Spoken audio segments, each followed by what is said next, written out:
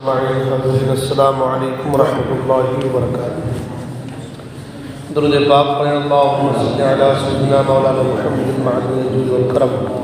وآلہ بارک وسلم صلاۃ وسلام علیک یا رسول اللہ صلی اللہ تعالی علیہ وسلم۔ نماز فجر کے حوالے سے گفتگو چل رہی تھی۔ مسئلہ یہ ہے کہ اگر فجر کی نماز قضا ہو گئی اور اسی دن نصف النہار سے پہلے قضا کرتا ہے تو فرض کے ساتھ ساتھ سنت بھی قضا کر لے۔ سنت فجر کے علاوہ کسی اور سنت کی قضا نہیں ہو سکتی۔ اگر کسی کی نماز فجر قضا ہو گئی ہے اور اس کو وہ نصف النہار سے پہلے پڑھنا چاہتا ہے، پڑھ رہا ہے، تو فرض کے ساتھ ساتھ سنت کی بھی قضا کر لے۔ سنت فجر کے علاوہ کسی اور سنت کی قضا نہیں ہو سکتی۔ مسئلہ یہ ہے کہ اگر فجر کی نماز کی قضا نصف النہار کے بعد یا اس دن کے بعد کرتا ہے تو اب سنت کی قضا نہیں ہو سکتی، صرف فرض کی قضا کرے۔ نصف النہار سے پہلے اگر فجر کو پڑھ رہا ہے تو قضا ہے، تو اگر پہلے پڑھ رہا ہے تو فرض کے ساتھ ساتھ سنت بھی پڑھے، اور اگر نصف النہار کے بعد یا اور کوئی دوسرے دن کرتا ہے قضا تو اب سنت کی قضا نہیں ہو سکتی، صرف فرض کی قضا کرے۔ سنت فجر پڑھ لی اور فرض پڑھ رہا تھا کہ آفتاب طلوع ہونے کی وجہ سے فرض قضا ہو گئے تو قضا پڑھنے میں سنت کا اعادہ نہ کرے، صرف فرض کی قضا کرے۔ یعنی سنت فجر جو ہے پہلے پڑھ لی اور اب جو ہے فرض پڑھ رہا تھا کہ آفتاب طلوع ہو گیا، تو آفتاب کے طلوع ہونے کی وجہ سے جو فرض ہے وہ قضا ہو گیا، تو قضا پڑھنے میں سنت کا اعادہ نہیں کرے گا، کیونکہ سنت تو وہ پہلے پڑھ چکا ہے، تو اب صرف جو ہے وہ فرض کی قضا کرے۔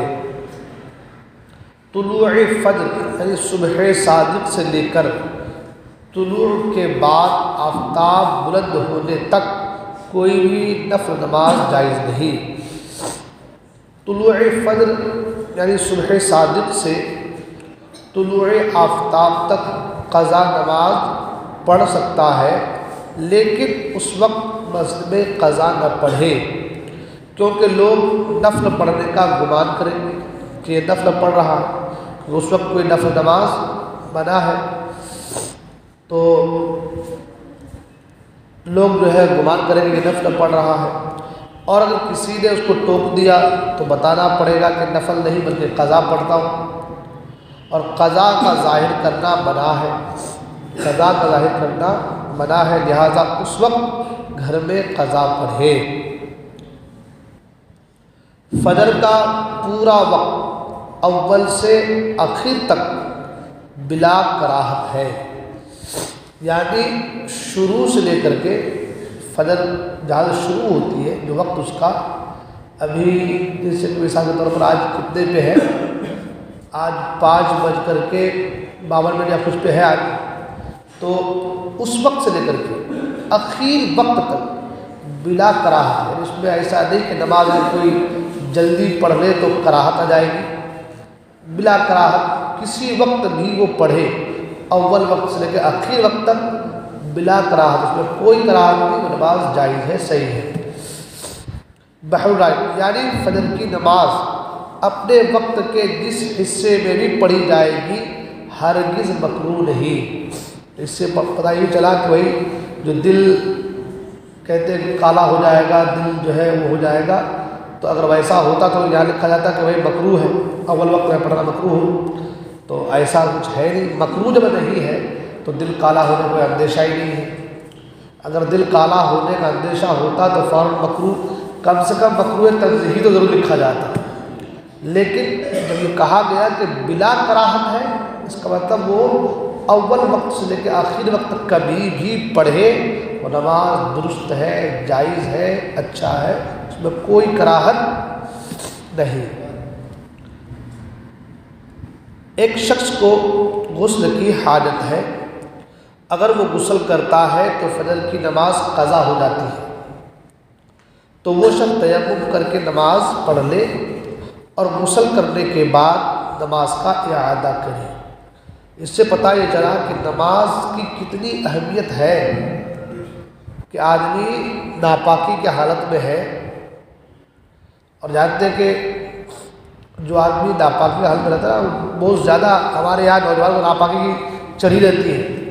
ذرا سا وسوسہ آ جائے تو نماز چھوڑ دے رہا، نہیں نا ایسا ہو گیا نا، فلاں ہو گیا نا، ذرا سی قطرے کی کچھ ایسی بات آ جائے، وہ پیشاب کا ہے، مزی کا ہے، کس کا ہے کیا پتہ، ذرا سے قطرہ کا آ جائے تو فوراً نماز چھوڑ دیتے ہیں، نہیں نماز کو جل رہا ہے بھائی۔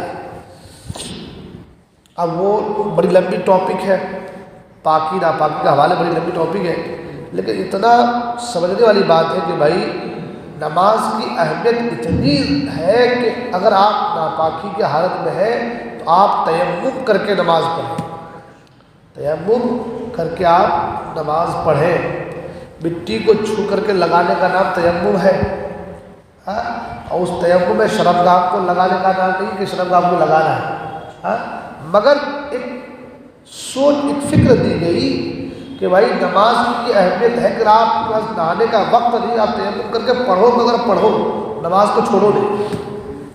نماز کو چھوڑو مت، اگر وقت نہیں ہے نہانے کا تو آپ تیمم کر کے پڑھو، مگر پڑھو اس کو وقت پہ، اس نماز کو اس کے وقت پہ پڑھو، اس لیے کہ نماز جو وقت میں پڑھی جاتی ہے وہی اللہ کے بارے میں قبول ہے۔ اب جب اس نماز کو دوبارہ پڑھنے کا حکم دیا گیا کہ بعد میں نہانے میں اس کو اعادہ کرو، تو جب بعد میں اعادہ کرنا ہی ہے تو ابھی تیمم کر کے پڑھنے کا کی ضرورت کیا ہے؟ سوچنے والی بات یہ ہے، جب اس کو بعد میں پڑھنے کا حکم دیا گیا کہ اس کو غسل کرنے کے بعد میں دوبارہ پڑھو، تو ابھی پڑھنا کیوں ضروری ہے؟ بعد میں پڑھ لیں گے، لیکن نہیں، یہاں اہمیت بتائی گئی، نماز یہ افضل عبادت ہے، اس کی اہمیت یہ ہے کہ اس کو اس کے وقت پر، وہ جو آپ بعد میں پڑھیں گے وہ تو پینلٹی ہے آپ کے اوپر، وہ تو آپ کو سمجھے پینلٹی ہے، یہ جو ابھی آپ پڑھ رہے ہیں ابھی یہ اصل نماز ہے، جو آپ تیمم کر کے نماز پڑھ لے رہے ہیں نا وقت پہ، اس کے یہی نماز ہے، اصل نماز یہی ہے، وہ جو آپ بعد میں پڑھیں وہ آپ کے اوپر پینلٹی ہے، سمجھے آپ، وہ